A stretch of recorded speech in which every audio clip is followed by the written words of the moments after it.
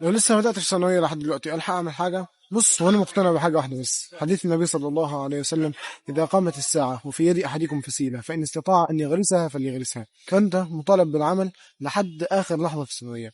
لعل الله سبحانه وتعالى لما يشوفك شغال، حتى لو ما كنتش بدأت أو كنت مقصر في حاجات كتير، فربنا سبحانه وتعالى يشوف سعيك ويشوف اجتهادك ويشوف محاولة تداركك، يوفقك فتذاكر الحتة اللي هتيجي في الامتحان، تحل سؤال تلاقيه جاي في الامتحان بنفس الصيغة.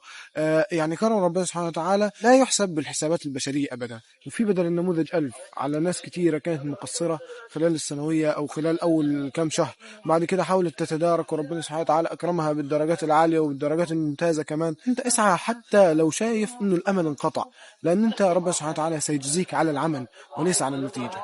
خلاص، وربنا يوفقكم إن شاء الله ويسدد خطاكم بإذن الله تعالى. كل واحد فيكم يحقق ما يتمنى وما يرجو بإذن الله تعالى. السلام عليكم. زق نفسك، زق نفسك. محدش هيفرح بنجاحك اكتر منك، اهلك واصحابك كل حواليك هيفرحوا بس مش اكتر منك. محدش هيعيش تجربتك غيرك، محدش هيزقك غيرك. اوعى تقع. ربنا لما يكون مقدر لك تنجح، الأول هيختبر صبرك، بعد كده هياخد منك راحتك، هيخليك في عزلة، وهيختبر قوة إيمانك. مش بيأخر عليك الخير، ولكن قبل ما يديك حياة أحلامك بيكون بنى منك نسخة تستحقها وتعرف تستحملها. بصيت على الرؤية كاملة، هتشوف ان كل اللي حصل وكل الابتلاءات دي ما هي الا تمهيد للطريق، تمهيد للملك عشان يصبح عزيز مصر. فاحنا ساعات بنشوف المشهد من زاوية واحدة، لكن ربنا شايف ومطلع على الصورة كلها. يعني الابتلاء مش دايما عقاب، احيانا بيبقى تهيئة لنسختك الافضل، اللي مرت بتجارب، اللي عرفت نقاط قوتها ونقاط ضعفها، تهيئة لنسختك الأنضج والأكمل. في فرق كبير ما بين انك تكون لوحدك وما بين انك تكون وحيد. العزلة ساعات بتبقى فلترة، شوش الناس الكتير اللي بنقابلهم كل يوم. عارف انت قعدة القهوة وانت ساكت، او المشي في الشارع لوحدك، او حتى افكارك اللي بيجيلك قبل النوم. عارف انت اللحظة دي مش وحدة يا صديقي، ده وقت اعادة شحن روحك اللي اتسحلت في الكلام والمكالمات. اتعلم تصاحب نفسك، عشان اللي ما بيعرفش يستمتع بقعدته مع نفسه هيفضل دايما محتاج دوشة الناس عشان يهرب من صوته الداخلي. تنساش وانت بتدعي تقول: اللهم بصيرة الطريق وعون الرفيق وزاد الروح وقوة الطموح وتمهيد الدرب وفتح الأبواب وألا نكون عبئا على أحد بك ومنك وإليك. وصلي اللهم وسلم وبارك وعظم على سيدنا محمد وآله وصحبه أجمعين. المفروض اللي يبذل مجهود من هنا للصبح مش هيوصل لحاجه. خلاص، طبعا ده اساسا توفيق رقم واحد.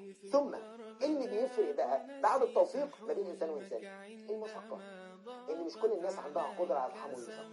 في ناس بتتعب بسرعه، في ناس بتحب منطقه الراحه، في ناس عايزه تحقق اعلى حاجه بس من غير ما يبذل مجهود، عايز يوصل لاجمد حاجه في الحياه وينال اعلى الالقاب. والناس دايما تبص له نظره التيه والاعجاب، بس في نفس الوقت من غير ما يبذل تضحيات ومن غير ما يخرج من منطقه الراحه اللي هو دايما بيحبها واللي كلنا بنحبها. طب ايه اللي بيفرق؟ هي دي اللي كلنا بنحب منطقه الراحه، بس مين عنده القدره انه يخرج من منطقه الراحه لمنطقه المشقه ويتقبلها عشان يقدر يوصل لوعيه. لولا المشقه ساد الناس كلهم. باذن الله هحل وباذن الله هحقق، بس ما تقرصوش على نفسكم زياده عن اللزوم نفسيا. الكليه قلناها كتير، الطب مش الجنه والهندسه مش الجنه. من دلوقتي وانت بتسمعني، حتى بتسمعني اول باول، مراقب او مش مراقب، سمي الله صلى الله على رسول الله، اللي جاي تقدر تغير فيه كتير. عملت كام حاجه وفشلت كتير، يعني دي حاجه كمان معاهم عادي. انت تقعد احسب كام مره قلقت من المستقبل، واحسب كام مره قلقت من المستقبل وربنا مشالك زي الحلاوه. ياه لو تسمعها مني، يا لو تسمعها مني. قوم يا ابني، قوم وجمع كل الغلطات اللي انت كنت بتعملها. انا بقعد على التليفون كتير، انا عارف ان انا بضيع وقتي في النوم كتير، انا عارف ان انا بضيع وقت مع اصحابي. هات يا ابني كل الغلطات دي حطها قدامك، جمعها وابدا شيل غلط في غلط. ابدا هات المواد من الاول تاني، هتلاقي نفسك بتخلص الكيمياء والفيزياء وهتلاقي نفسك ماشي. بس استعين بالله وقوم يا ابني، قوم وابدا وهتلاقي ربنا بيكرمك. قوم الغلطات يا ابني، الذنوب اللي انت بتعملها الذنوب ربنا بيغفرها لك، فالغلطات اللي انت كنت بتعملها دي خلاص قوم وابدا. 1% هيفرق معاك. بدل ما تجيب 60 هات 70، بدل ما تجيب 80% لا هات اعلى. قوم يا ابني واستغل كل دقيقه. اصل انا ما عملتش، ما انت كده كده المراجعه جايه وهتحل وهيتشرح لك من الاول وهيتعمل لك كل حاجه من الاول. فقوم واستغل الفرصه، قوم واستغل الفرصه عشان ما تندمش، عشان النجاح حلو، والنجاح في السنه دي بالذات حلو. قوم واتعب واعمل اللي عليك عشان ربنا يكرمك وما تضيعش ثانيه، وهتشوف في الاخر ان شاء الله انك هتقدر تلم كل اللي وراك وهتعدي باذن الله. سلام.